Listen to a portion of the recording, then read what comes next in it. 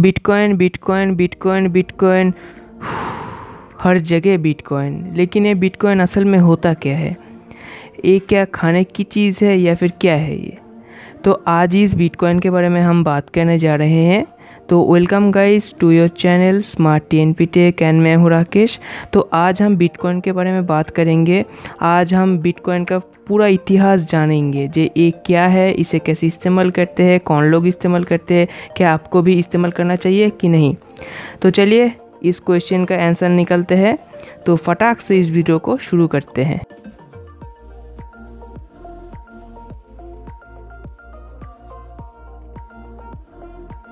दोस्तों, बिटकॉइन को जानने से पहले सबसे पहले हम जान लेते हैं हम जो पैसा अभी इस्तेमाल करते हैं कुछ खरीदने के लिए, कुछ बेचने के लिए, वो कहाँ से आया। तो पुराने ज़माने में क्या होता था कि अगर आपको कुछ खरीदना है तो आपको इतना बड़ा बड़ा भारी वज़न का एक पत्थर लेके जाना पड़ता था।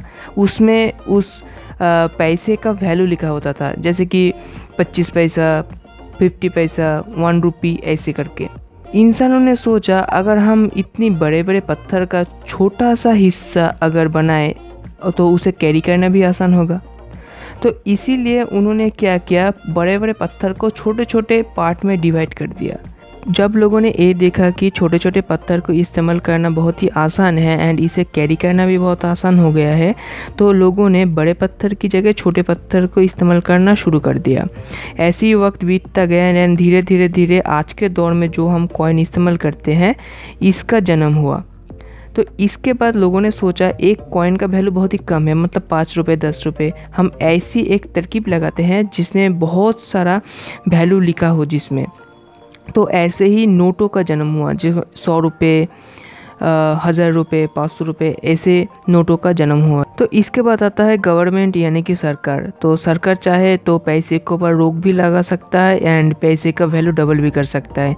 जैसे कि आपने देखा होगा डीमोनेटाइजेशन के वक्त 500 रुपये और 1000 रुपये का कॉइन बैंड हो गया था। तब जो 500 रुपये था उसका वैल्यू भी 0 एंड 1000 रुपये नोटों का वैल्यू भी 0। तो उस नोट का कोई काम नहीं था, बिल्कुल ही यूजलेस था। तो ऐसे ही सरकार चाहे तो सरकार कुछ भी कर सकता है इन नोटों के साथ। सरकार चाहे तो एक नोट का वैल्यू कितना होगा वो भी डिसाइड कर सकता है एंड किस नोट का वैल्यू 0 होगा वो भी डिसाइड कर सकता है। आज की इस दौर में बैंक अकाउंट तो हर एक के पास है, लेकिन हम जो पैसा बैंक में डालते हैं और बैंक से निकलते हैं उनमें एक बड़ा डिसएडवांटेज है, क्योंकि वो जो पैसा हम देते हैं वो फिज़िकल नोट है या फिर फिज़िकल कॉइन है। जो भी हम निकालते हैं वो भी फिज़िकल नोट है, मतलब उसे छू सकते हैं, देख सकते हैं। तो इसी कारण से सरकार को पता रहता है कि आपने क्या ट्रांजैक्शन किया था और आपके पास कितना पैसा है। तो मान लीजिए आपके पास कहीं से बहुत सारा पैसा आ जाए एंड उसे आप बैंक में डिपॉजिट करने जाओ, तो सरकार को तुरंत पता चल जाता है कि इस आदमी ने इतना पैसा जमा किया है एंड इस आदमी के पास इतना पैसा है। तो अगर आपके पास बहुत सारा पैसा आ जाए तो उस पैसे का आपको टैक्स भरना है एंड अगर इनकम टैक्स चाहे तो आपके ऊपर रेड भी कर सकता है, क्योंकि आपके पास इतना पैसा कहाँ से आया वो सरकार को जानना है। तो इतना बड़ा डिसएडवांटेज को रोकने के लिए एंड टैक्स को सेव करने के लिए एक और करेंसी को इंट्रोड्यूस कराया गया था जिसका नाम था बिटकॉइन। तो बिटकॉइन एक नेम है एक करेंसी का, जैसे आप बोलते हो रुपीस, डॉलर्स, बिल्कुल ऐसे ही बिटकॉइन भी एक करेंसी का नेम है। तो बिटकॉइन ऐसी चीज़ है, ना आप इसे छू सकते हो ना इसे देख सकते हो, सिर्फ इस्तेमाल कर सकते हो। तो दोस्तों, आप मुझसे क्वेश्चन करोगे कि एक कैसे पॉसिबल है, एक करेंसी जो हम छू भी नहीं सकते, देख भी नहीं सकते, लेकिन ट्रांजैक्शन कर सकते हैं, ये क्या पॉसिबल है? तो जी हाँ दोस्तों, मैं आपको बता दूं कि हर एक चीज़ का एक यूनिक कोड होता है, एक यूनिक एड्रेस होता है। जैसे कि आपका होम एड्रेस, आप जहाँ पर रहते हो, आपका मोबाइल नंबर, ये सभी यूनिक है, मतलब पूरे दुनिया में सिर्फ एक ही है। तो इस तरह से एक एड्रेस होता है बिटकॉइन के लिए जिसे हम कहते हैं बिटकॉइन एड्रेस। उस एड्रेस सिर्फ एक ही लोगों के पास होता है, मतलब हर एक लोगों के पास एक यूनिक एड्रेस होता है। तो इसके बाद हम बात करते हैं हम कैसे बिटकॉइन का ट्रांजैक्शन करते हैं, मतलब बिटकॉइन को कैसे लेते हैं और देते हैं।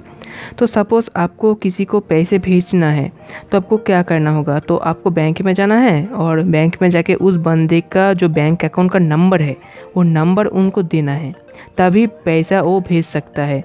ऐसे ही आपको अगर किसी को बिटकॉइन भेजना है तो उसका जो नंबर है, बिटकॉइन एड्रेस है, उसको आपको पता होना चाहिए, तभी आप उस बंदे को बिटकॉइन भेज सकते हो। बिल्कुल सेम, अगर उसको भी आपको बिटकॉइन सेंड करना है तो उसको भी आपका जो बिटकॉइन एड्रेस है उसे मालूम होना चाहिए, तभी वो आपको बिटकॉइन भेज सकता है। तो इसके बाद बात आता है कि हम कैसे इस बिटकॉइन को स्टोर कर सकते हैं, मतलब इसे कैसे अर्न कर सकते हैं। पैसा तो हम काम करके भी अर्न कर सकते हैं, लेकिन बिटकॉइन को कैसे अर्न करें। तो बिटकॉइन को अर्न करने के लिए दो तरीके हैं। सबसे पहला है आप बिटकॉइन को ख़रीद लो, और दूसरा तरीका है आप बिटकॉइन माइन कर लो। तो सबसे पहले बात करते हैं बिटकॉइन ख़रीदने की। तो इसके लिए आपको बहुत सारा थर्ड पार्टी जो एप्लीकेशन है वो मिल जाएगा, जिसमें आप पैसे दे के बिटकॉइन ख़रीद सकते हो। मतलब पैसे आप रुपी दोगे या फिर डॉलर दोगे तो वो आपको बिटकॉइन दे देगा आपके बिटकॉइन एड्रेस में। तो इसके बाद बात आता है कि बिटकॉइन माइनिंग क्या है। तो बिटकॉइन माइनिंग कुछ ऐसा है कि आप किसी को बिटकॉइन भेज रहे हो और दूसरे बिटकॉइन को ले रहा है, लेकिन आपके दोनों के बीच में बहुत सारा कंप्यूटर है जिसको ये प्रोसेस करना होता है कि कौन बिटकॉइन ले रहा है और कौन बिटकॉइन दे रहा है। तो वो सारा कंप्यूटर कैलकुलेट करता है, कुछ मैथ प्रॉब्लम को सॉल्व करता है, उसके बाद ही बिटकॉइन ट्रांजैक्शन हो पाता है। मतलब बीच में कुछ कंप्यूटर वर्क करता है तभी बिटकॉइन को ट्रांजैक्शन किया जा सकता है। तो जो कंप्यूटर काम करता है इसमें, उस कंप्यूटर को थोड़ा कमीशन मिलता है, तो उस कमीशन को ही आप बिटकॉइन माइनिंग बोलते हो। तो दोस्तों, अगर आपको बिटकॉइन माइनिंग करना है तो आपके पास एक पावरफुल कंप्यूटर जिसमें पावरफुल सीपीयू और जीपीयू दोनों का होना बहुत ही ज़रूरी है, वरना आप बिटकॉइन माइनिंग नहीं कर सकते। तो आपको समझ आ गया होगा कि बिटकॉइन को कैसे ट्रांजैक्शन करते हैं एंड बिटकॉइन माइनिंग होता क्या है। बिटकॉइन का सबसे बड़ा एडवांटेज यही है कि बिटकॉइन को रेगुलेट करने वाला कोई अथॉरिटी बीच में नहीं आता है। मतलब इसको कंट्रोल करने वाला कोई सरकार या फिर कोई अथॉरिटी नहीं है।